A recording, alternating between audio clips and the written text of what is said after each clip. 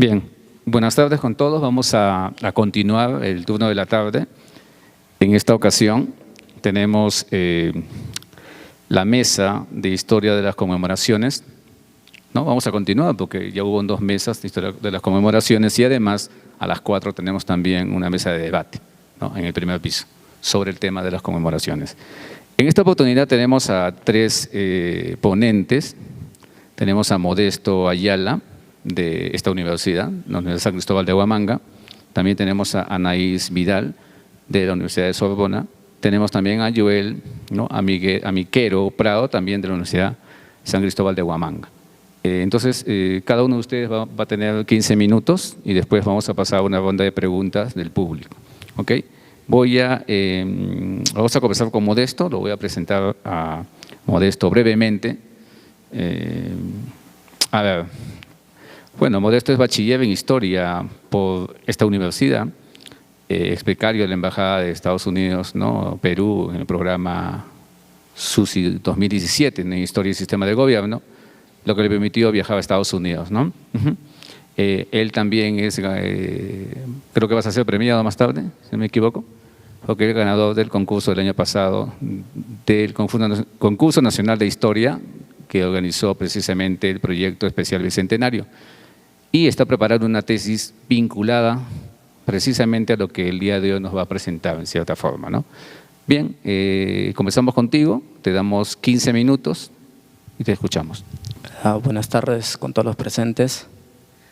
Agradecer primeramente a la Comisión Bicentenario, a la Universidad de San Cristóbal de Huamanga, a Víctor y a Nelson Pereira, que en esta ocasión voy a compartir el tema de las ceremonias cívicas por las fiestas patrias del 28 de julio, antes y después del periodo de la violencia, que lo he realizado para el concurso nacional de historia del año pasado y que ha sido uno de los artículos ganadores, ¿no? La comunidad Tomanga se halla en el distrito de Sarwa, en la provincia de Víctor Fajardo, en esta región, ¿no? Sus actividades principales son la ganadería y la agropecuaria, ¿no? Y además de ello también cuenta con recursos turísticos, fiestas pastorales, ganaderas en todo el periodo del año, ¿no? Hablar de las ceremonias cívicas por las fiestas patrias, especialmente del 28 de julio, es hablar sobre los desfiles militares, el Te Deum y el mensaje de la nación. Eso es lo comúnmente y cada año que se recuerda, ¿no? Cuando llegan las vacaciones o el 28 de julio, ¿no? Y principalmente Ortenberg es el que ha trabajado netamente las rituales del poder en Lima en 1735-1828 de la monarquía a la república.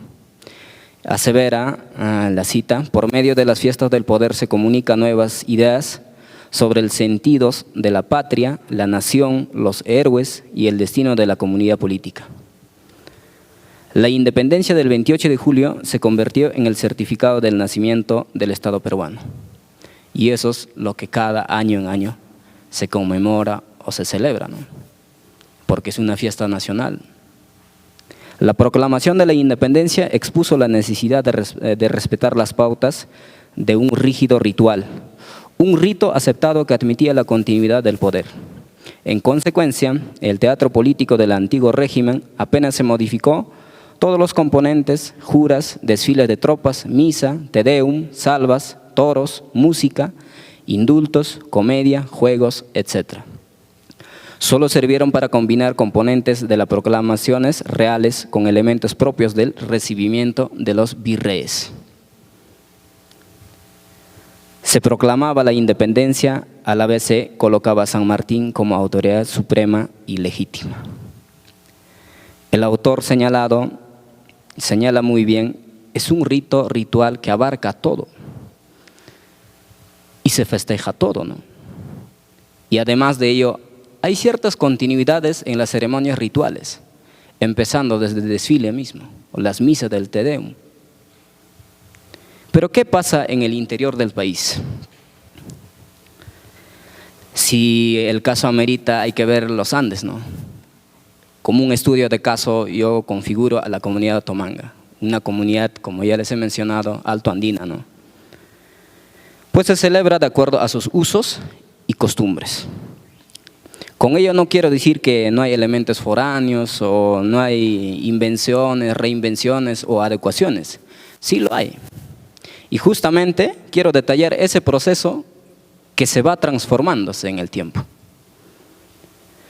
Las investigaciones antropológicas de la década de 1970 de esta universidad, especialmente Salvador Palomino, Sergio Catacora, Ulpiano Quispe y Edmundo Pinto, estudiaron esa cuenca que se llamado Cuenca Jaracha y Pampas, específicamente la comunidad de Sarwa, Chuchimismo, Tomanga y Chuquibarcaya. Y estos autores estudiaron las ceremonias de Yar Jaspi, las herranzas, las fiestas pastorales, sistema de ayllus, sistema de oposiciones, pero desde una perspectiva sincrónica, o sea, congelando el tiempo, netamente, digamos, el Yar Jaspi se centra, se celebra así y punto. Más no ve los elementos que se van transformando o reinventándose su tradición. Y además consideraban a esta cuenca o a estas comunidades que no contaban con vías de comunicación de carretera como comunidades inalterables. Poco o nada que estarían cambiando. Eso era la mirada de la antropología de la década de 70, especialmente de esta universidad. Pero estas comunidades desde larga data ya han experimentado la interacción con el Estado colonial republicano. Y justamente la mayor interacción ocurrió en el proceso de reconocimiento de las comunidades indígenas de la década 20.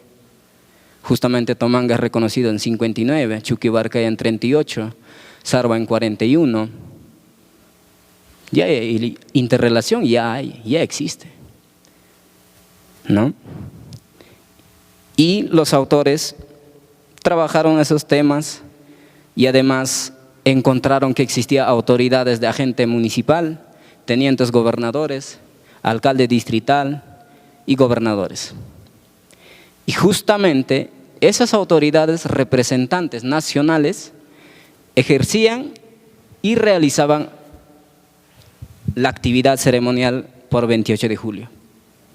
El 27 por la noche salían pues con su banda musical, con Huajrapuco, Airataki, recorrían por todas las calles.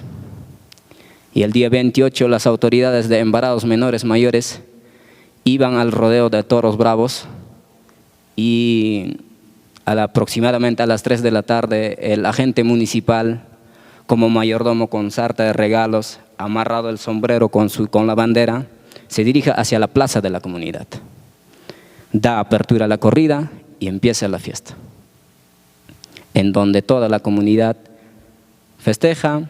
Principalmente también hay consumo de alcohol, la chicha, comidas típicas de esa zona, ¿no? Y entonces el 28 de julio sí se festejaba, pues. Más o menos yo me pregunto, ¿cómo eran las conmemoraciones cívicas por las fiestas patrias del 28 de julio antes y después del periodo de violencia? Antes del periodo de violencia, justamente, había esa corrida de toro que les he descrito. Pero ¿qué pasa? Y también hay una peculiaridad, no solo el 28 de julio se saca la bandera y se conmemora, sino es cotidiano en esa zona. Sacar la bandera, andar por ejemplo en sus fiestas de Yar Jaspi, realizando el altar y las banderas.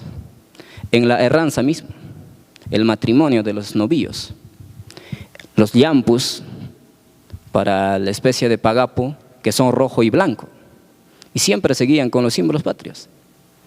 Ni qué decir los carnavales. En Huamanga mismo vemos, o en Lima también puede ser en Plaza de Acho, creo, hacen festivales, Feripa, y todos los migrantes van con sus símbolos patrios, las estampas. Y eso es lo cotidiano. No solamente, como les digo, en 28 de julio se celebra o se saca los símbolos patrios en conmemoración.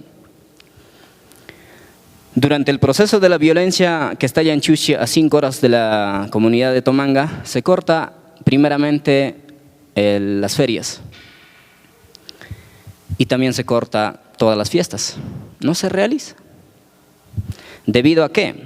Especialmente la corrida de toros de la gente municipal no se realizaba debido al doble amenaza que estaban expuestos. El cargo de la agente municipal, juez, presidente de la comunidad fueron cambiados por las milicias. Por ende no se realizó la corrida, ni abanderamiento de las casas. Más bien fueron amenazados, impuestos a que pongan la bandera del otro bando, de lo que era el PCP. Eso fue lo cotidiano. Y en referencia a las fiestas agrícolas, ganaderas, pastorales, también fueron regulados. Específicamente el consumo del alcohol.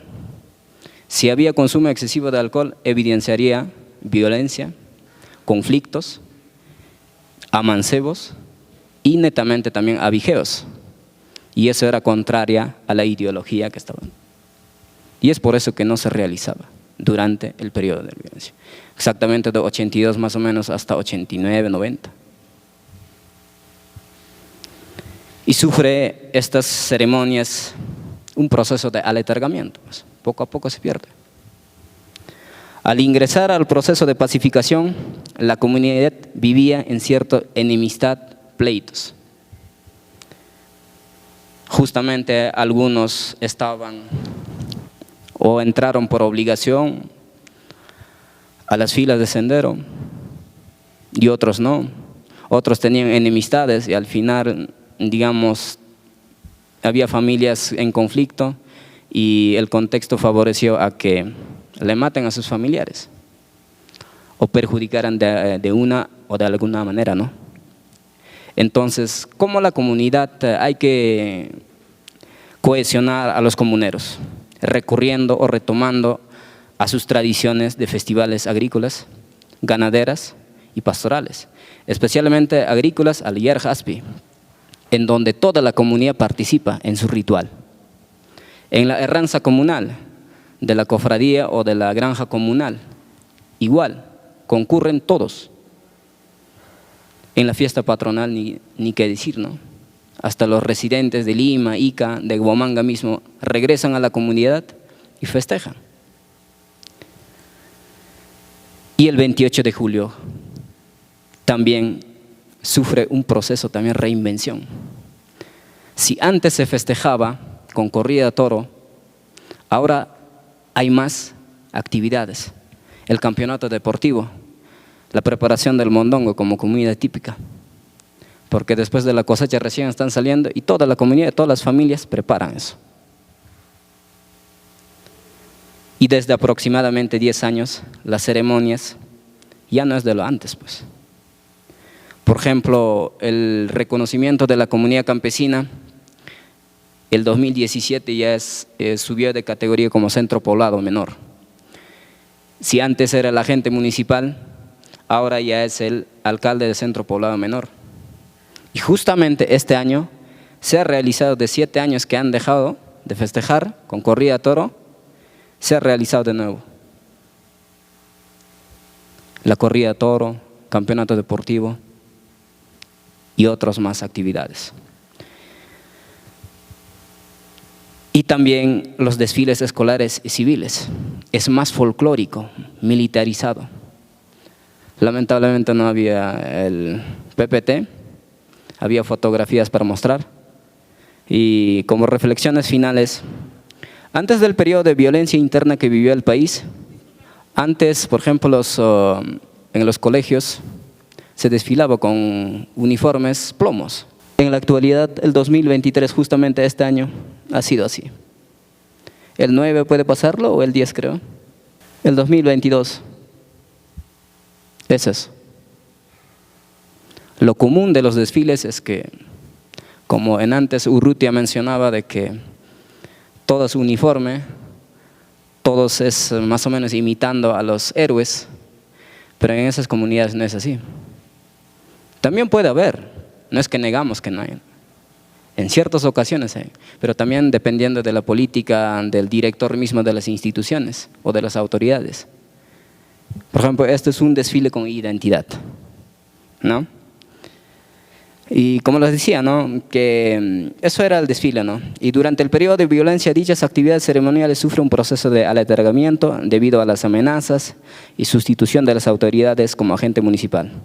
En la actualidad, las ceremonias cívicas se han reconstituido, recreado, recurriendo a las tradiciones locales como fiestas pastorales, yerja aspi, herranza, actividades deportivas, comidas, desfiles, más militarizadas y folclóricas. Eso sería por mientras.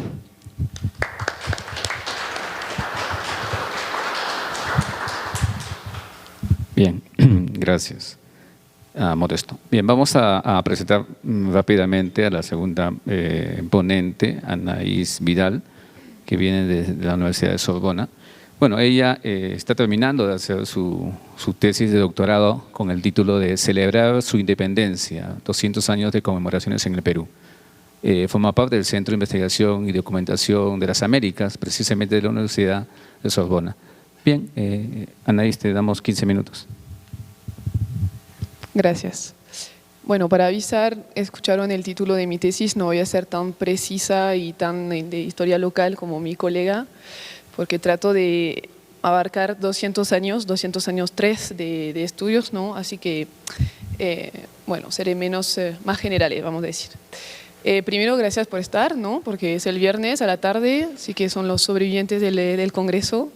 Quería agradecer a la UNCH, al Proyecto Especial Bicentenario, al Ministerio de la Cultura, primero por darnos, además de hacer un congreso, ¿no? De darnos un espacio como jóvenes investigadores también, que como sabemos a veces no es tan fácil de encontrar espacios para expresarnos. Y especialmente quería agradecer a Víctor, que no está pero debe estar cerca, a Rambide, al cual debemos en gran parte mi presencia hoy en el Perú. Seré breve en mi introducción porque creo que ya, bueno, todos y todas hemos tenido muchas informaciones de contexto también, ¿no? Más o menos general sobre la independencia como hecho histórico, como proceso y también como hecho fundamental para la nación peruana. Me parece muy interesante de estar reunidos hoy en el año 2024 justo y no en el 2021, porque si originalmente estábamos rumbo al Bicentenario, como decía el proyecto, ¿no? Que parecía culminar el 28 de julio del 2021, ahora estamos en un Bicentenario más largo, más extenso, hacia 2024. Estas celebraciones bicentenarias padecieron de cambios debidos al contexto político, como saben, pero también a la pandemia del 2020. Y este cambio en las fechas oficiales, ¿no? De 2021 al 2024, también como que despertaron todavía más mi interés para estudiar este tema. Y es así que así presento mi tema de investigación, formulando una pregunta: ¿qué realmente es lo que se celebra o se tendría que celebrar durante la conmemoración de la independencia del Perú a nivel nacional? Le voy a contar algo que puede parecer un poco anecdótico a lo primero, pero bueno, que tuvo una importancia fundamental en mi trayectoria de investigación. Es el hecho de que elegí el eje central de mi tesis doctoral en un taxi. Obviamente ya tenía un proyecto, el marco general y todo, pero fui hablando con un taxista ya en el 2016, por ser exacta, que me di cuenta de que la complejidad del relato nacional peruano era todavía más compleja que lo que pensaba. Porque después de horas en los archivos, leyendo libros, incluso discutiendo con académicos o haciendo entrevistas, charlar de la independencia peruana con este taxista fue una experiencia muy extraña. Cito la persona, ¿no? Se tiró con su caballo y con la bandera peruana en la mano. Es un símbolo de la lucha por nuestra independencia. Dio su vida para que los enemigos no toquen nuestra bandera. En este momento, la estudiante de maestría que creía haberlo leído casi todo y que pasaba sus días en los archivos, no tenía la menor idea de qué iba a responder al taxista. ¿Por qué? Porque no sabía quién era este personaje histórico visiblemente fundamental en la historia de la independencia peruana y por qué no lo conocía, ¿no? ¿Cómo pudo haber pasado por alto esta información? Bueno, además que apenas pude conectarme a internet, busqué y descubrí que se trataba de Alfonso Ugarte. Alfonso Ugarte, que nació en 1847 y falleció en 1880, que se arrojó desde el Morro de Arica durante la Guerra del Pacífico contra Chile, etc. Bueno, imagen muy famosa que habla a la población peruana de manera general, creo, ¿no? Pero también, bueno, es un héroe peruano en uniforme militar, cae de un acantilado con su caballo, sosteniendo en su mano derecha la bandera blanca roja, defendiendo la nación peruana. Pero ya entendieron el problema, ¿no? Y hay un problema cronológico en esta historia. Bueno, Alfonso Ugarte nació 26 años después de la proclamación oficial de la independencia del Perú. Y esta distancia entre los personajes, en los relatos de la gente, ¿no? Cuando hablo con gente acá, entre los personajes, las fechas e incluso a veces lugares, no es tan excepcional y pasó varias veces después en entrevistas. Es como una distorsión de la realidad histórica que bueno, pasa con personajes, acontecimientos históricos, y que se han convertido, aunque no hacen parte literal de la historia de la independencia, como símbolos nacionales para todos y todas. Y el primer día de este congreso, de hecho, alguien habló de todo esto, de invenciones de héroes, hechos, o como cambio un poco así en la narrativa, ¿no? Bueno, voy a apurarme. Y bueno, para mí fue súper interesante porque me di cuenta que nada, hay historias oficiales, hay manuales escolares, hay coloquios, congresos, libros, pero también hay la narrativa de la gente, ¿no? Porque para esta persona este día lo que representaba la independencia de su país era este personaje. Bueno, entonces, para hablar de la conmemoración es obvio que para mí, bueno, es uno de los lugares donde justo se construye todo eso. El concepto de nación y donde se fabrica la identidad nacional y finalmente donde se construye también el nosotros y nosotras y lo que nos representa. No voy a compartir más de introducción, ¿no? Porque bueno, 15 minutos, si no, no llegaré. Solamente quiero precisar que podría hablar de muchas cosas más así, muy interesante para introducir el tema, pero que hoy no voy a hablar, bueno, primero de todo el tema de las controversias historiográficas, que lo hablamos mucho, la origen de la emancipación, el papel de unos sectores, si está conseguida, concedida, ¿no? Porque es un tema que también en el momento de las conmemoraciones nos interesa mucho. Tomaré solamente 2 o 3 ejemplos, porque comparando, como dije, 2 siglos de conmemoraciones, se imaginan que tengo muchos temas a detallar. Tampoco detallaré el papel del primer plano, que para mí es de primer plano, que tiene el contexto político de cada conmemoración del centenario, del sesquicentenario, del bicentenario, porque claramente el contexto político orienta mucho las conmemoraciones y bueno, conceptos como nación, identidad, memoria, que son ejes centrales al momento de conmemorar, ¿no? Y por fin, tampoco explicitaré las definiciones de los términos conmemorar y este estado, que me parece que es interesante también que podemos intercambiar acerca de eso, cómo se usan estas palabras y cómo la uso yo también en mi tesis, ¿no? Entonces, ¿dónde esta historia oficial, este relato oficial se expresaría mejor? ¿En cuál manifestación se encarnaría mejor esta versión estatal de arriba, ¿no? Sino en la conmemoración de un evento nacional que organiza cada año sistemáticamente, nuevamente, la mayor parte por parte del Estado. Por eso me concentraré hoy en la comparación principalmente de estos 3 aniversarios hasta hoy. Conmemoramos, pero ¿cómo lo hacemos? ¿Por qué lo hacemos y quién lo hace? Así, reflexionando sobre estos conceptos, que unos y unas resaltaron, bueno, especialistas no peruanos o peruanistas, que ya se trabajó, pero no tanto en una idea de estudio comparativos, sino más bien cuando se hace una comparación es o entre países o entre ciudades nacionales, ciudades extranjeras, o sino con temas muy precisos, esculturas, ritos, héroes, entre centenario, sesquicentenario, pero no tanto como, bueno, además como Alex Loaiza lo observaba para el centenario, la mayoría de los estudios se enfocan en las capitales, cuando se hacen comparaciones o grandes ciudades. Hay otros ejemplos de estudios regionales, y me parece muy interesante, y además en este coloquio tuvimos muchos ejemplos, pero que tiene que desarrollarse más a un nivel nacional. Siguiendo este enfoque comparativo, trato de completar estos trabajos y me intereso en unos puntos, pero no solamente para resaltar, sino la diferencia entre las conmemoraciones, pero más bien en los puntos en común que tienen. Porque cuando se trabaja la comparación y se trabaja las conmemoraciones, lo que casi todo el tiempo se hace es decir que no tienen nada que ver la una con la otra, el centenario, el sesquicentenario y el bicentenario, ¿no? Por lo cual estoy de acuerdo.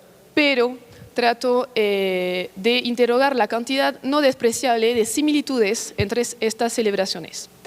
Intento así desviarme un poco de la tradición que diferencia las conmemoraciones, subrayando la distancia y lo diferente que son. Bueno, el primer punto de convergencia que me llamó la atención cuando hice entrevistas o cuando fui al archivo fue el tema de la educación y bueno, todo el ámbito escolar y particularmente las conferencias que se hacían a los profesores al momento de conmemorar.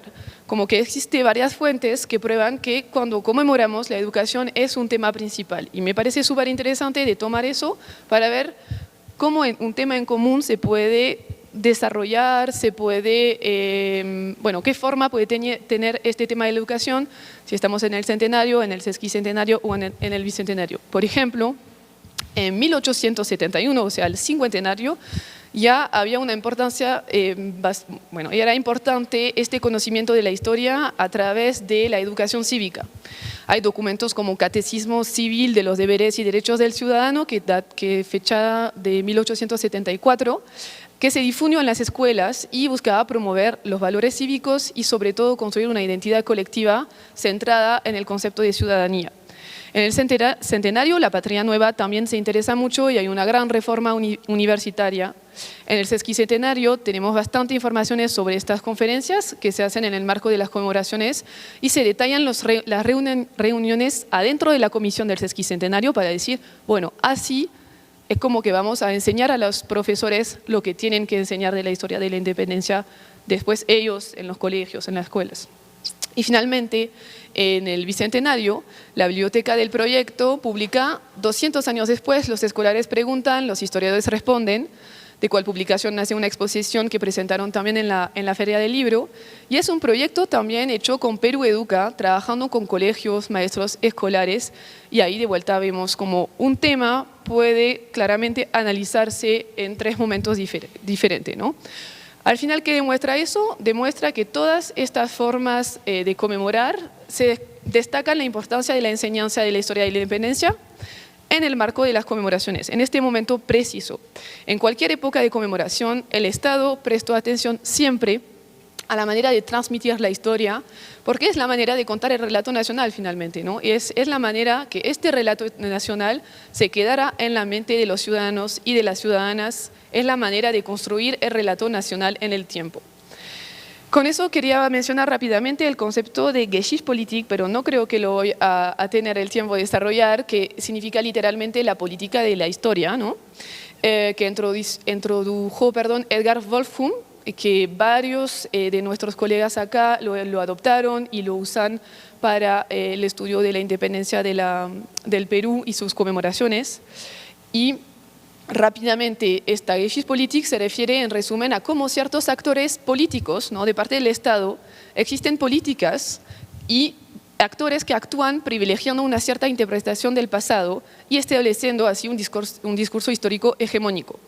Se refiere así a políticas que el Estado va a adoptar para moldear la historia e influir en su percepción desde la sociedad. Voy a pasar un poco para no hablar solamente de educación y de las políticas de la historia, pero estas políticas se pueden ver en muchos momentos de la conmemoración, tal como por ejemplo en Perú, en el 2017 creo que empezó la Política Nacional de Cultura de Perú para 2030, que también es una política que trata de ordenar, de moldear, de ver cómo concientizar a la población peruana en este momento histórico. Claramente no es como que hablan entre ellos, escriben políticas, publican políticas para saber cómo vamos a conmemorar y qué es lo que queremos conmemorar, ¿no? Bueno, concluyendo esta vuelta hacia el concepto de Geschichtspolitik, 2 minutos, muchas gracias. Pero va a ser una buena transición porque quería hablar de la museología y la museografía, que también están muy relacionadas a la política del Estado, pero después vi el programa y vi que mi colega iba a museografiar y mejor que yo todavía. Entonces, no voy a detallar, pero bueno, pueden entender lo que quiero decir cuando hay puntos en común que podemos analizar en estos 3 momentos. Siempre se hizo museos. Que sea construcción, renovación, que sea nuevas exposiciones, que sea cambio de nombre, cambio de lugar, todo lo que tiene que ver con los museos y bueno, política del Estado, claramente, se hizo siempre para conmemorar. Y es muy interesante justo de ver qué nombre vamos a dar al museo, a qué nos vamos a dedicar, qué exposiciones vamos a poner en estos museos para entender la mentalidad y la política del centenario, del sesquicentenario o del bicentenario ahora. Tengo toda una lista, por eso no estoy proyectando nada, porque si no le voy a proyectar solamente Excel gigantes que comparan cada año, cada museo, así que no era muy interesante para ustedes, ¿no? Pero, por ejemplo, podemos pensar en el Museo Nacional que se hizo en Lima y que por el momento no tiene nada adentro, sino una exposición cultural que va a durar 6 meses, creo, el arte popular tradicional y su valoración cultural, que es muy interesante de estudiarlo, pero eso también se puede estudiar para decir por qué para el Bicentenario tenemos un museo vacío, que hay muchas razones, ¿no? Y concluyo para dar la palabra a mi colega, diciendo que hay muchos otros temas que se pueden comparar. La fábrica del héroe, la construcción histórica, ¿no?, alrededor de los personajes, eso es algo que puedo encontrar en cualquier documento de los 200 años que pasaron. El tema de la relación a España me parece también muy interesante porque si bien cambia según los años, queda como un tema importante y una reflexión que debe tener el gobierno, aunque no la quiere tener, tiene que tener esta reflexión al momento de organizar los eventos. ¿A dónde vamos a meter España? La representación de España en el país, etc. Los congresos de historia me parecen también súper interesantes porque también a ver qué temas se habla en el centenario, en el sesquicentenario o en el bicentenario, cómo evalúa la mirada que tenemos a la historia y cómo se traduce eso en los congresos. Y por terminar, algo un poco más inesperado, el saneamiento sistemático de las ciudades. Eso aparece en muchos documentos y que a mí me sorprendió al principio, ¿no? Pero pintar, renovar, sanear, no sé si dice sanear, gracias, las calles, las fachadas, las plazas, el desagüe, etcétera. Y no entendía bien por qué al principio. Por eso invito a leer mi tesis cuando va a estar escrita. Pero esta idea de que queda lindo, que queda limpio, porque no solamente peruanos y peruanas van a venir, pero también delegaciones extranjeras y es la imagen del país. Eso también, centenario, sesquicentenario, bicentenario, tenemos ejemplos muy interesantes. Así que, nada, concluyo así diciendo que creo que mi investigación no es como súper novedosa, en el sentido que estoy hablando de temas ya bastante estudiados como el patriotismo, la historiografía, la educación, etcétera, pero sí que para mí cambia un poco las cosas, es que tiene el mérito de mirar todos estos temas y la historia de la independencia y de sus conmemoraciones, obvio, al revés. Es decir, enfocándome en las similitudes entre los momentos fuertes de celebración nacional y estudiando convergencias que permiten destacar esquemas y estructuras en la manera de conmemorar.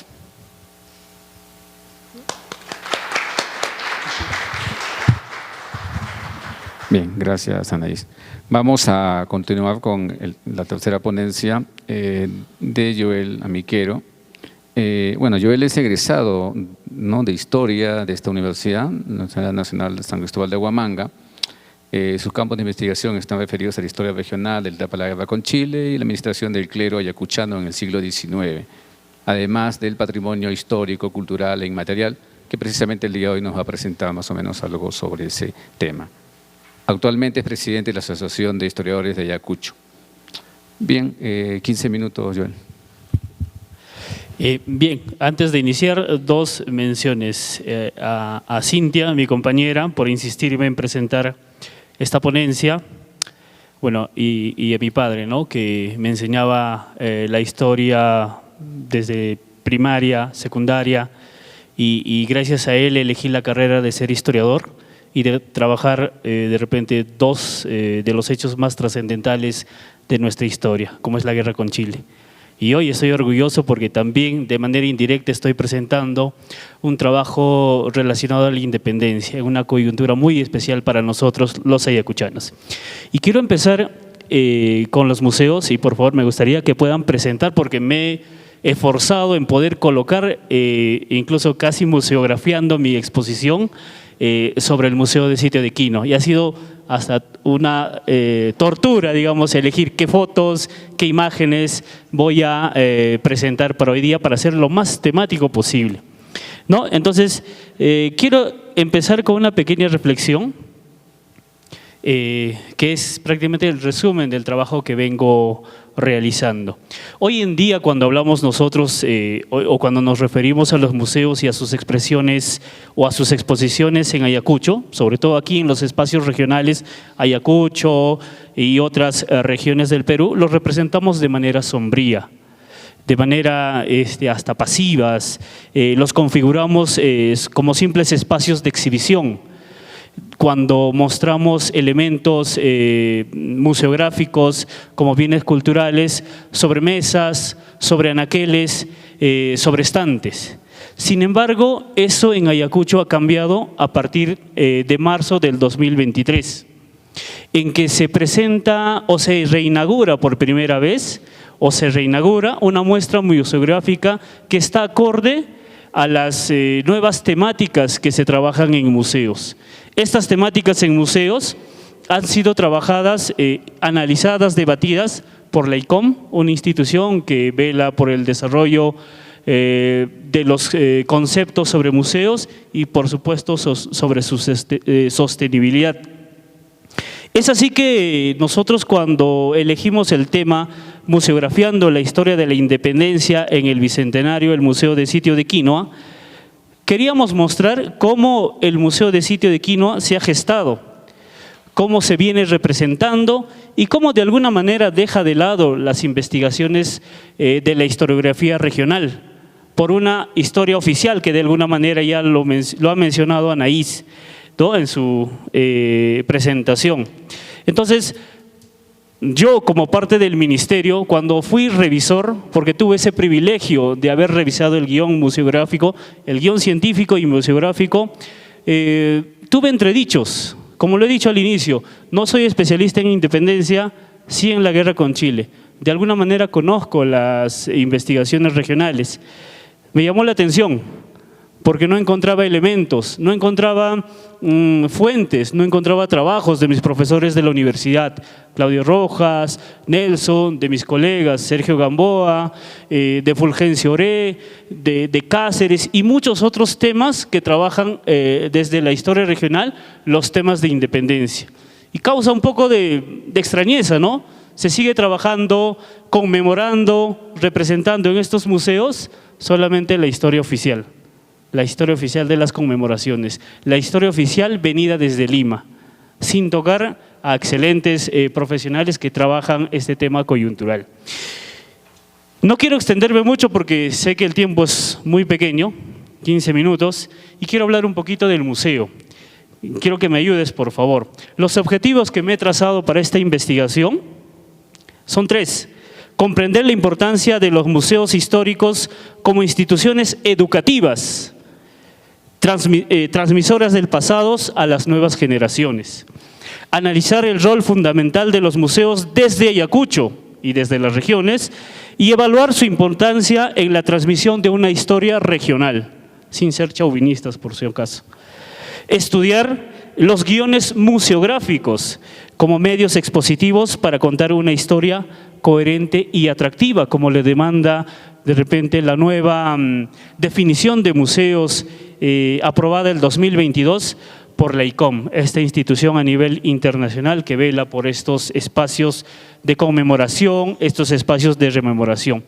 Y centrémonos en el Museo de Sitio de Quinoa. Está ubicado en el distrito de Quinoa, aproximadamente a 3.150 metros sobre el nivel del mar, y la Pampa de Ayacucho está más o menos a 3.300 metros, un poquito más. Ha sido inaugurado en el sesquicentenario de la batalla de Ayacucho durante el gobierno del general Juan Velasco Alvarado.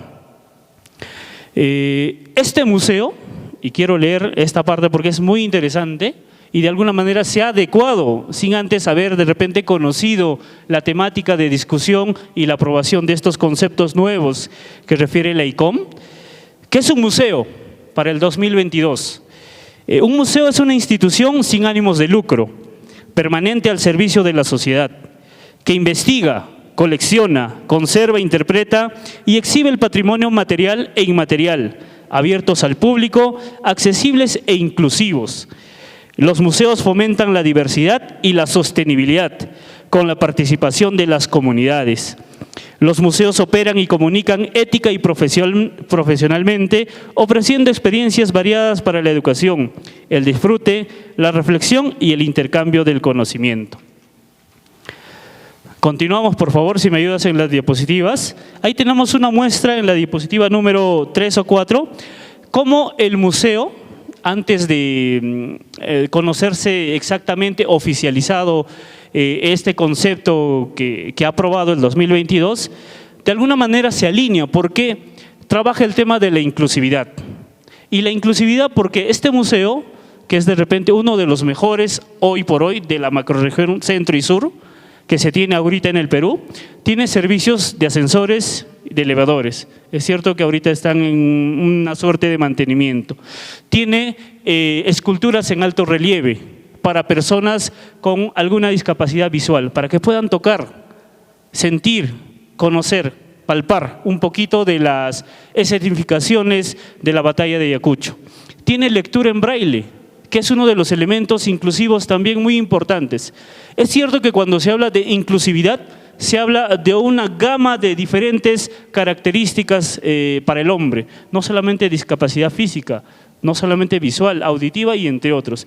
Sin embargo, este museo, con este esfuerzo que ha realizado Plan Copesco Nacional, ha intentado de alguna manera paliar ciertas necesidades que tiene un público que exige también conocer su historia, que exige conocer su cultura y que pueda valorarlo.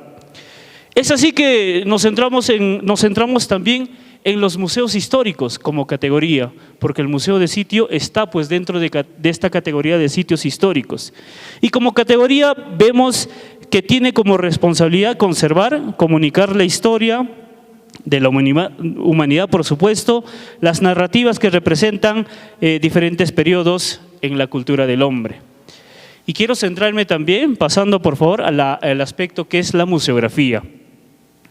La museografía, en resumen, es la planificación estratégica que se tiene de los elementos expositivos, creando no solamente confort y experiencias nuevas a la hora de comunicar una experiencia de una historia, de una representación, de una conmemoración o de un acontecimiento trascendental como es, por ejemplo, la independencia en este tiempo coyuntural.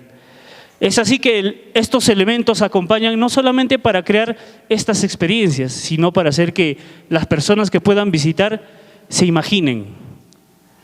Las imágenes que acompañamos ahí, vemos con claridad los elementos que han utilizado. La luz, elementos visuales, cuadros expositivos, infografías y un trabajo en mantenimiento de bienes culturales que ha sido posible también y que estaba en aquella vez en una primera etapa.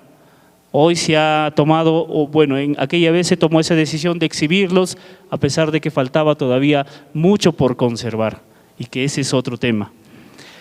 La museografía trabaja también y debe ser trabajada hoy en día desde el aspecto multidisciplinario, no solamente de arquitectos que trabajan muy bien el tema del espacio, sino de historiadores, de antropólogos, de arqueólogos que puedan nutrir con sus conocimientos científicos estos guiones, puedan evaluarlos. Ningún guión museográfico o científico ha sido totalmente y debe ser totalmente validado. porque recordemos que la historia es cíclica y hay nuevas siempre investigaciones que permiten mirar de manera diferente estos aspectos. Quiero también, avancemos por favor, detallarme en los aportes sobre museografía, ¿no? Que hablan a manera de discusión sobre la disposición de objetos. El tema de representar no solamente hechos históricos trascendentales, sino de cómo comunicarlos, cómo transmitir, cómo llegar a un público excelente que pueda acoger esta transmisión de conocimientos. Cómo trabajar el tema de los diseños espaciales, yendo también al uso y a la necesidad de trabajar con otros profesionales como los arquitectos, para trabajar distribución, espacios, trabajar con los artistas visuales, los diseñadores. Ahí tenemos una representación justamente en color y en la distribución de los espacios en la sala de la capitulación o en la casa de la capitulación. Tenemos, por ejemplo, la representación que fue, ¿no?, de 2 sillas, la piedrita donde se dice que se firmó el acta de la batalla de Ayacucho, y el elemento que se ha renovado, que conserva las características, pero que en distribución de alguna manera se ha mejorado. Eso ayuda también a retenerlo. Hoy sabemos pues que el acta de la capitulación se firmó en el mismo campo de batalla, como lo mencionan los historiadores también que trabajan el tema de la batalla. Pero también hablemos del impacto de la iluminación. Este impacto de la iluminación que mejora y posibilita que las colecciones sean percibidas de manera un poco más perceptibles por la población, porque nos ayuda a imaginar y reimaginar también las exposiciones y las representaciones que se quieren conseguir. Y ahí como ejemplo tenemos, ¿no?, cómo estaba exponiéndose en vitrinas y con pequeñas luces fluorescentes, y cómo se tiene a la par ahora el museo de sitio, con esta representación, con estas iluminarias muy bonitas que de alguna manera alimentan este sentido de conocer de manera didáctica la transmisión de conocimientos, no solamente de la independencia, sino también de otros acontecimientos, seguramente en otros museos que se van a plasmar aquí en Ayacucho por conmemorarse este hecho trascendental del Bicentenario. Y para hablar acerca de la batalla de Ayacucho, tenemos 2 aspectos muy importantes o 2 obras representadas en este museo. Es cierto que las obras originales de Daniel Hernández de la capitulación están en el Munsen, en su 2.º piso, pero aquí se ha recreado como una copia en este museo, nuevamente tomando protagonismo en esta sala dedicado pues a la capitulación que se tiene.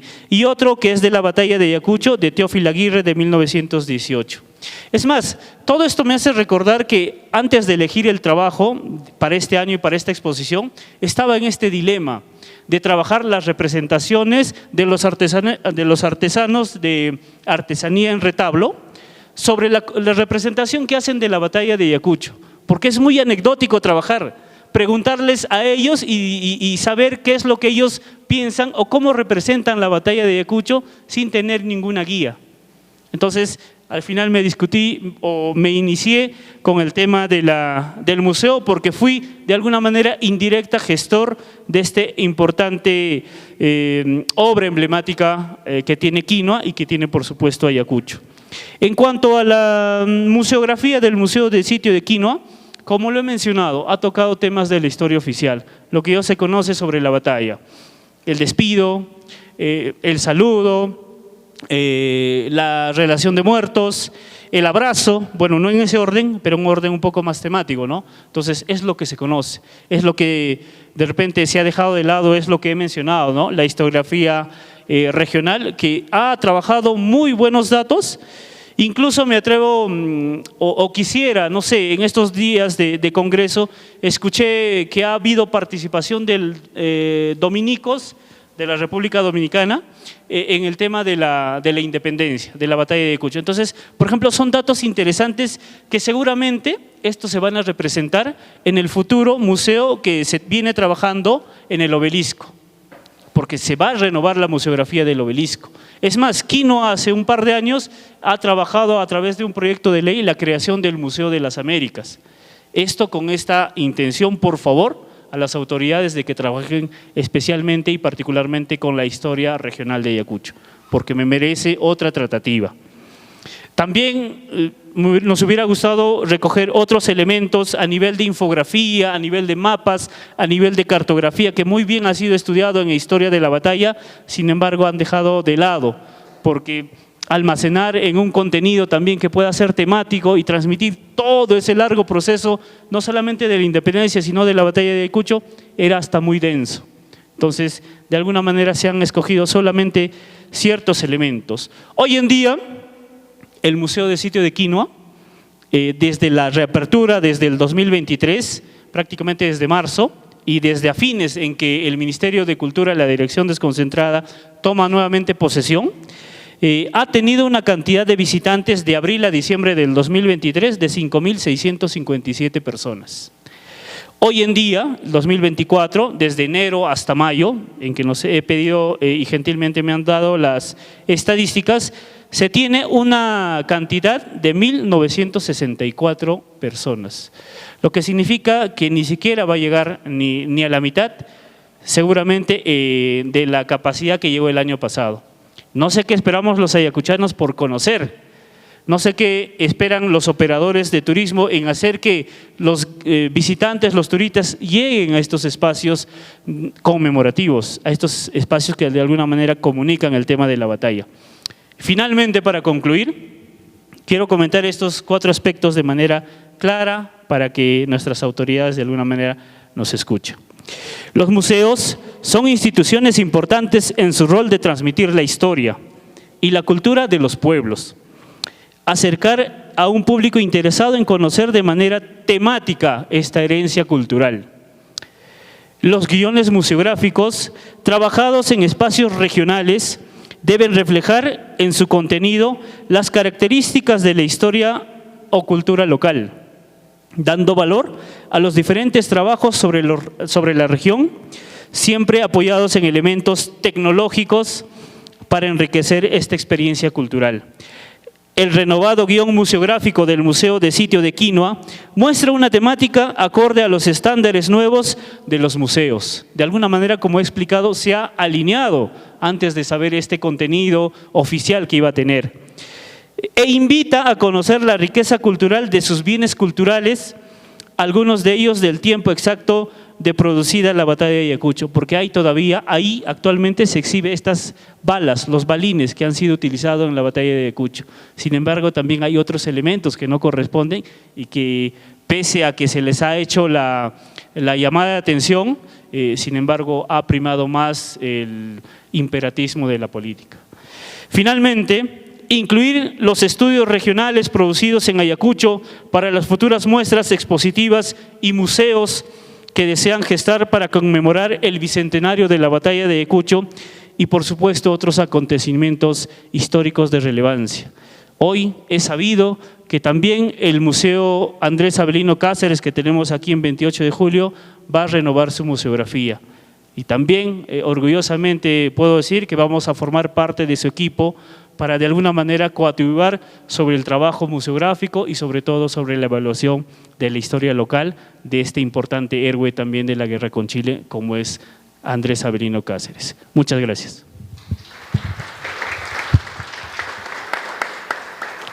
Bien, vamos a pasar, voy a comentar, porque acá me han puesto comentaristas, tengo que decir algo de manera general y después pasamos, porque tenemos tiempo, para algunas preguntas que ustedes quieran realizar. A ver, primero, yo me decidí a ser historiador porque en 5º grado me llevaron a un museo, al Museo del Pueblo Libre. ¿No? Desde 5º grado ya sabía que, ¿no? Pero por ahí viene un poco el último tema, ¿no? Recuerdo acá, y que se vincula a los 3, es lo que dice la Escuela de Anales, Marc Bloch, Lucien Febvre, decía esto, y Peter Burke, ¿no? Visto o no visto, o sea, la fuente ahora, los historiadores, no solamente nos basamos en la fuente escrita, sino la fuente tiene una diversidad, digamos, de definiciones, pero la fuente es todo aquello que permite reconstruir parte de la historia de los seres humanos, todos nosotros.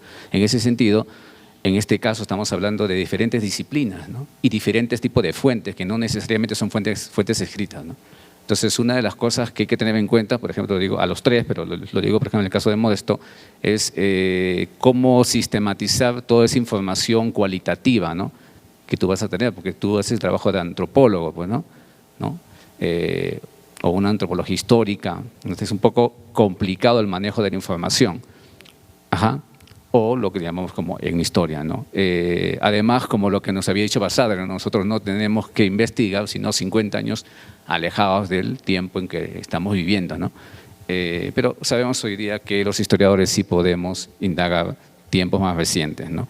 Ese es por un lado, ¿no? Otro punto que va para los tres es, en un momento se habla de celebrar, conmemorar.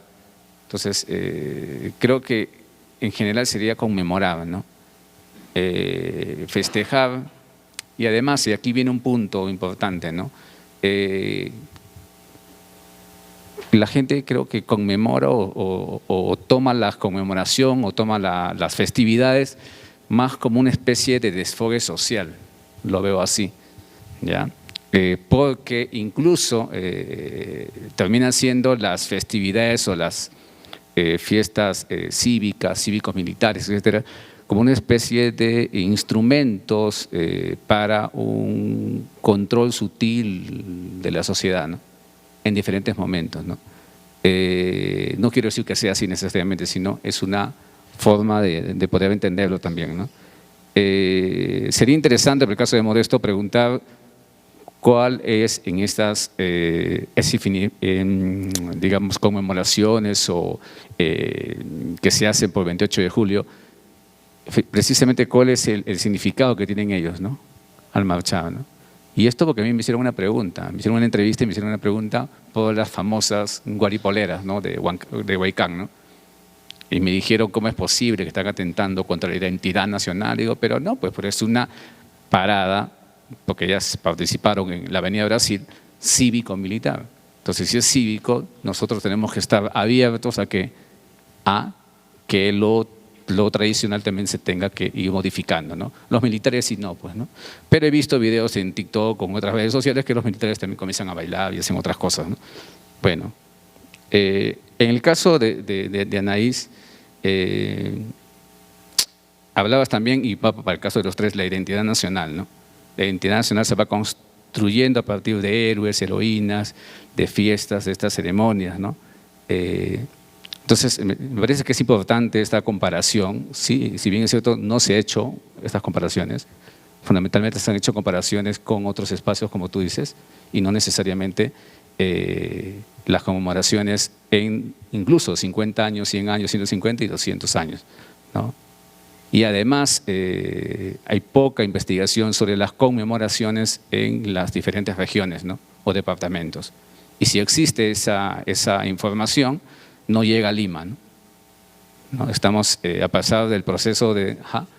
y viceversa, ¿no? El proceso de descentralización parece que fuera más un discurso que una realidad.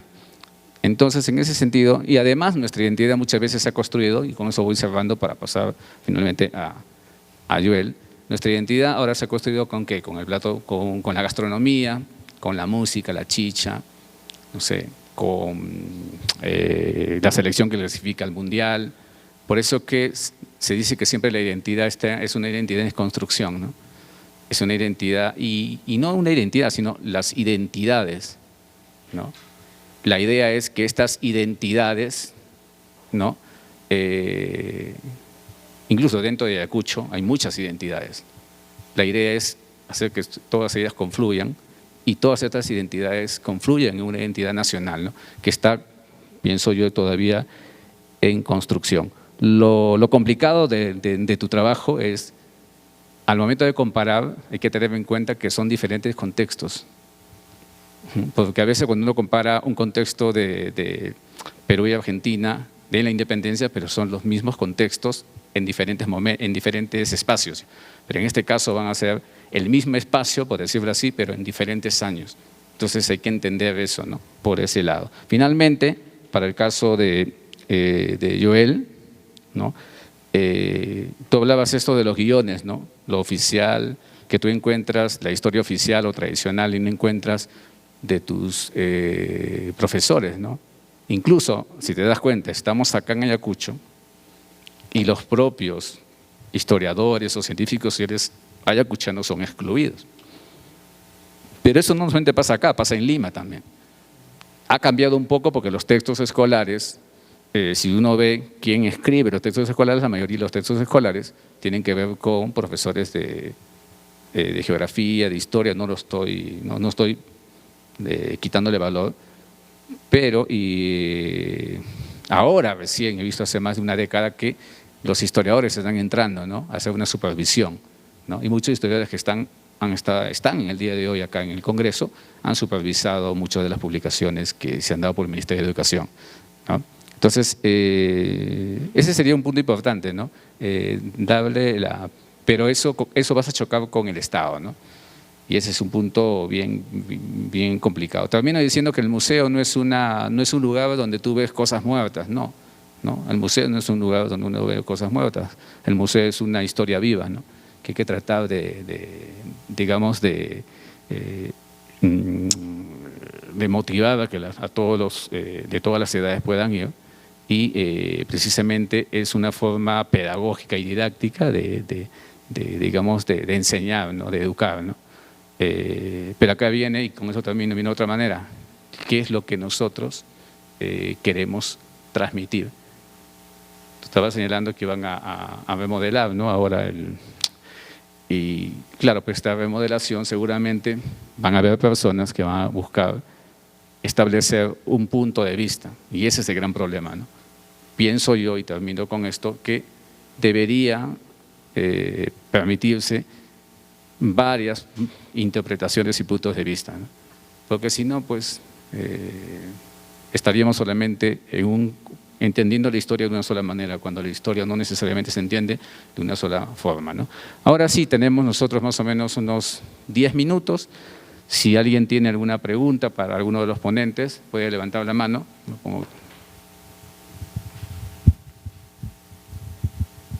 Pues, si no hay preguntas, les doy un par de minutos a cada uno. ¿Alguna pregunta? Por allá. Ahí le va a entregar el micrófono. Ajá. Buenas tardes. Buenas tardes. Más que una pregunta, usted ha tocado esta parte final refiriéndose al Museo de Mariscal Cáceres. Le sugiero o le pido que le dé una mirada. Estamos viniendo trabajando para ponerlo, lo que usted dice, en escenario, que nos devuelva al escenario el museo, y en estos días hemos venido trabajando para que, recibiendo sugerencias para mejorar ese museo, que no cuenta todavía con las características que usted nos pone en un museo. Yo le pediría que haga llegar sus sugerencias al capitán Luis Quispetaco, que es el que es director del Museo Mariscal Cáceres. Gracias. ¿Algún comentario o pregunta? Acá, Apio. ¿Acá creo? ¿O acá adelante.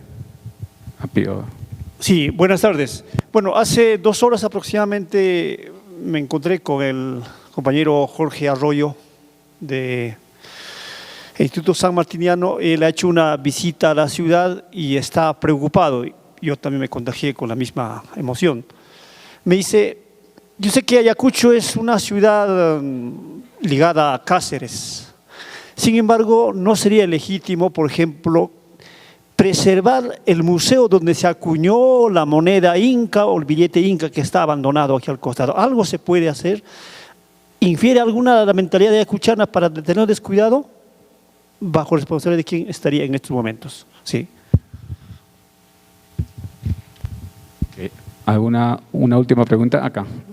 Señor. Ante todo, buenas tardes y felicitarles a los tres por el trabajo que han presentado. Modesto, primero, ¿qué te invita a hacer dicha investigación en Tomanga?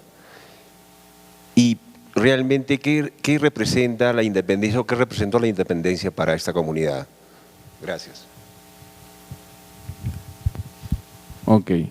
Vamos si no hay ninguna pregunta más, vamos a darle, ¿no?, para que responda.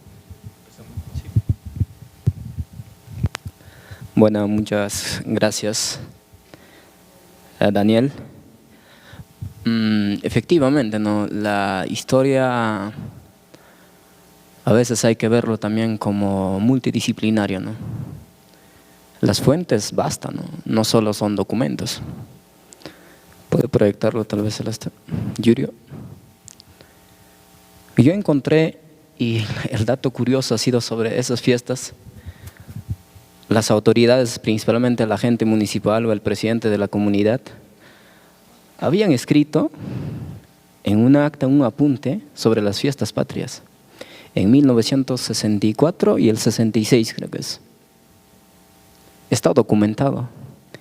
Y me cuenta ya un adulto de 83 años que ha pasado ese cargo, que todo el año se hacía acta, cuánto se gastaba, cómo se festejaba todo. Pero lamentablemente por descuido la iglesia ha sido incendiada y todo se quemó. Justamente hay sello de agente municipal, de la iglesia mismo también estaba ahí ligado, porque el agente municipal hacía gastos de la cofradía de la iglesia católica.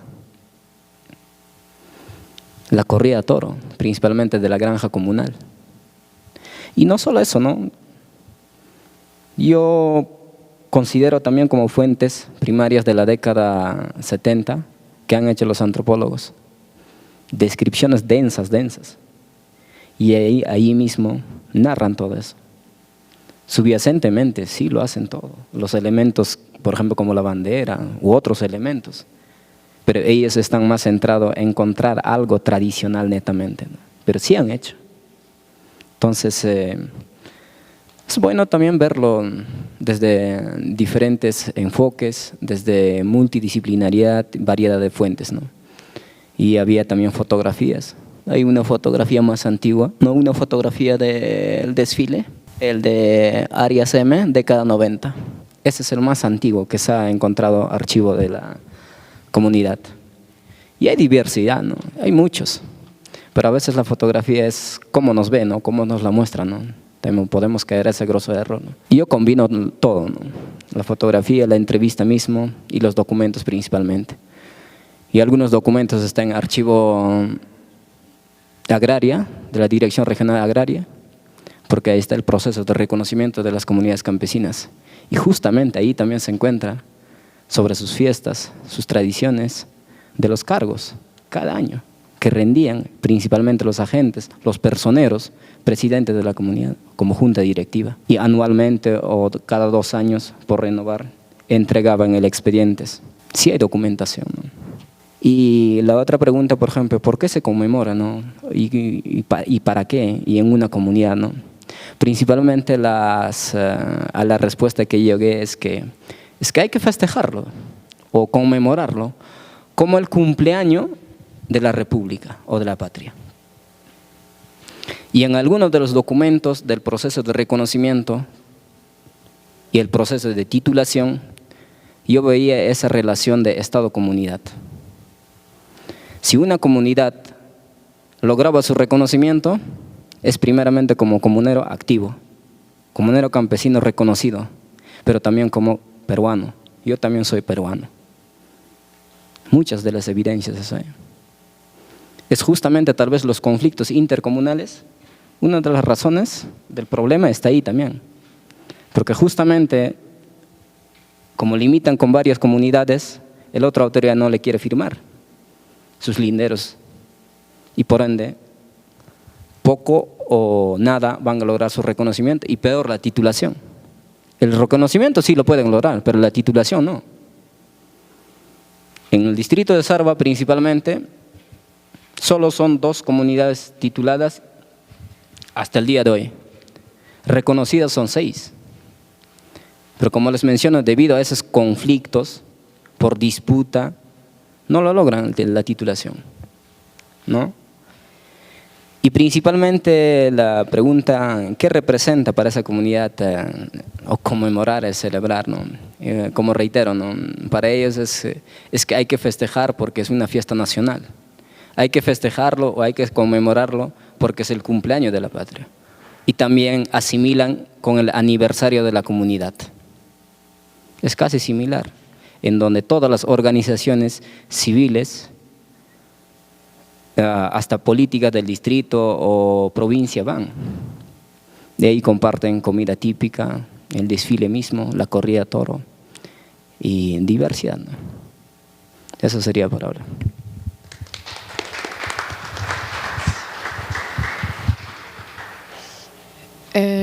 Quizás para responder a Daniel sobre los contextos políticos, primero, sí, me parece muy importante en este esfuerzo de conmemoración, primero, de siempre volver a sesquicentenario, centenario, bicentenario. Es un ejercicio muy difícil para no repetirse, para no mezclar, pero este tema del contexto político sí es algo que tengo mucho en la mirada, porque cuando empecé mi tesis no iba a trabajar el centenario, el sesquicentenario, ¿no? Iba a trabajar sobre solamente el bicentenario, pero en el 2020 me quedé varada acá, tuve que cambiar mi tema, bueno, es otra historia, pero tuve que reorientar un poco y por eso elegí el centenario, el sesquicentenario, por algo más histórico, ¿no? Las entrevistas fue en el marco del primer tema, digamos, y entonces nada, trato de prestar mucha atención porque justo son contextos que conocía menos, ¿no? Empezando. Hablando de las entrevistas y de la pluridisciplinaridad que hablamos, me parece esencial. Yo estoy en un laboratorio y en un instituto de estudio donde hay humanidades en general y todo el mundo hace un poco de todo, ¿no? Aunque tenemos una disciplina principal. Y tuve que formarme en antropología, sociología para hacer las entrevistas y pude hacerlo porque tenía eso a mano, ¿no? en mi laboratorio. Pero como empecé mi presentación, ¿no? Para mí me parece que no se puede hacer historias, sobre todo de estos temas que estamos trabajando, sin hablar con la gente y ver su mirada, sus narrativas. Ayer hablamos del libro, las narrativas, ¿no? Y justo hay muchos textos, pero para mí tenemos que hacer un tomo de entrevistas, porque estas narrativas son todas las narrativas o oficiales o de las regiones, pero igual siguen siendo narrativas, no sé si institucional, pero bueno, no tengo la palabra exacta, pero sí después cuando leemos todo eso y salimos a la calle y hablamos con la gente y nos dicen algo que no está en el libro, es que algo falta en el libro, ¿no? La guerra contra Chile es algo que en las entrevistas la gente me habla obligatoriamente, siempre, siempre, y en casi todas las regiones. Hay unas regiones que me lo hablan rápido, otras un poco más después, ¿no? Pero siempre, siempre, es una marca de la identidad nacional muy fuerte, más fuerte que la proclamación o el desembarco de San Martín, por ejemplo, ¿no? Bueno, eso, después también la relación Lima-regiones, que es uno de los límites que había puesto al fin para concluir, ¿no? Que quería contar antes que nada, que la gente me atacara de eso, pero no, para decir que es muy difícil también, aunque lo tratamos de hacer y yo como no peruana, de ir a archivos regionales, de viajar, etcétera. Primero en el marco de una tesis es imposible de visitar todo Perú. Es mi 7º viaje y todavía no conozco Perú, todos los archivos, ¿no? De hecho, viajé acá y en este congreso encontré muchas informaciones que no tenía, de presentaciones así muy precisa, muy localizada, digamos, de manera de conmemorar que nada, no están en los archivos, ¿no? Ayer alguien nos habló de la batalla de Humachiri, espero que lo digo bien, y de un monumento que nunca había escuchado hablar y de todos los años que viajé a Perú, ¿no? Y entonces también quiero prestar atención a eso para no terminar haciendo una tesis de Lima, ¿no? Desde Lima, o hablando de las regiones, pero desde Lima siempre, porque son archivos que están en Lima. Y para terminar esto de la descentralización también, creo que el bicentenario, en comparación a centenario, sesquicentenario, está en un esfuerzo de descentralizar la mirada. Estoy muy feliz de poder hablar de nuestros temas acá en Ayacucho y de no estar en Lima, y que la gente nos mira en línea desde, ¿no? Como que de tener un público acá es para mí realmente una suerte y tiene mucho sentido de hacer investigación de esta manera, pero también hay que prestar atención a los discursos, ¿no? Que son muy interesantes a estudiar de esto, de descentralizar. Con el proyecto hizo comisiones regionales, cabildos también regionales, si no me equivoco. Después hay que ver si localmente qué se hace, ¿no? Porque, por ejemplo, la Comisión Regional de Trujillo es muy activa, pero es una de las únicas que realmente es muy activa. Entonces, son esfuerzos a comparar con otros momentos de conmemoración, pero a vigilar, digamos. Y bueno, los museos te dejo la palabra, ¿no? Sí, porque vas a hablar mejor. Gracias. Efectivamente, cuando se habla de museografía, se tienen 3 preguntas en concreto. ¿Qué, cómo y para qué? Es un poco lo que resumía Daniel, ¿no? ¿Qué es lo que queremos transmitir, ¿no? Entonces, ese qué, cómo y para qué. Para un público, o primero, ¿qué, no? ¿Qué tema se va a trabajar? ¿Cómo se va a trabajar? ¿Con qué especialistas? ¿Y para qué? Anaís, cuando hablaba de que los trabajos puedan ser participativos, en el concepto actual de museos, también dice que con la participación de las comunidades. Es cierto, bueno, recordando también aquí al profesor, estuvimos en la reunión en el Ejército, también yo estaba, creo que estaba con el cabello más largo porque hace 2 días recién me acabo de hacer el arreglo respectivo. Entonces, efectivamente, lo que el museo intenta ahora hacer es trabajar con la comunidad. Sin embargo, hay ciertos riesgos de trabajar con la comunidad. ¿Por qué? Porque hay memorias diferentes. Recuerdo que hablaban de Ventura Jalamaki todavía. Y, por ejemplo, en este congreso han dicho que es parte de un mito, de una memoria, que es un personaje construido. Sin embargo, por ahí, en aquella reunión mencionaban que de alguna manera se tendría que tomar parte estas acciones de estos héroes en este tipo de representaciones para estos futuros museos. Entonces, es importante trabajar la museografía desde espacios regionales, como se habla o como habla la Política Nacional de Cultura al 2030, siempre apoyados en investigadores locales, porque es cierto que no lo podemos saber todo, tampoco los locales podemos saberlo todo, ¿no?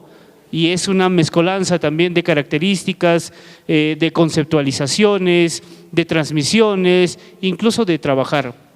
Recuerdo una anécdota, antes de responderle también al señor, una anécdota cuando yo hacía la observación del guión científico del Museo de Sitio de Quinoa. Yo en ese tiempo era licenciado en Historia ya, con el título bajo el brazo, y cuando hacía las observaciones con aquellos funcionarios de Copesco, los altos ejecutivos, como se mencionaban, me decían, ¿no? Momentito, señor, ¿no? Usted ha hecho la observación que muy bien, que las historias regionales, que yo sé, que forma, fondo, que los nombres no están correctos, que los personajes tal. Sin embargo, les comento, quien ha escrito este guión científico es un PhD en historia. Nunca lo voy a olvidar. Sin embargo, he visto en ese transcurrir que ese guión le faltaba mucho. Ha tomado en parte de su bibliografía solamente hasta el 2016. Por ejemplo, a estos grandes historiadores que tenemos no solamente en el Perú, sino también que trabajan sobre el Perú. Entonces, igualmente, al único que por ahí vi citado fue al profesor Nelson Pereira en un artículo que trabajó para el Archivo de la Nación de 3 hojas sobre las conmemoraciones sobre la independencia. Sin embargo, vi en estos grandes trabajos museográficos o de guiones científicos que pues los trabajos llegaban desde el 70 hasta el 2006, 15 como máximo, y no se tenían los aportes nuevos para un guión, un trabajo nuevo. Efectivamente, cuando finalmente, en todo caso, cuando se quiere trabajar el tema de los museos, de trabajar de repente algunos bienes culturales, seguramente bajo las directivas que tiene la Dirección General de Museos del Ministerio de Cultura, van a ser, uno, que si este personaje o aquella persona pueda conservar el bien cultural, lo pueda hacer con características obviamente de sanción penal. Si no, caso contrario, tiene por este derecho o poder donarlo al Ministerio de Cultura, que de alguna manera poco o nada va a ser por el bien cultural, porque como sabemos el Ministerio de Cultura es uno de los ministerios que poco recurso tiene para trabajar no solamente la investigación, la promoción y la puesta en valor de los bienes patrimoniales y culturales en todo el Perú. Entonces creo que en realidad es una responsabilidad no solamente de este Congreso, de los profesionales, sino de una población que quiere que se conserva y que se transmita su cultura en una coyuntura especial como es el Bicentenario. Muchas gracias.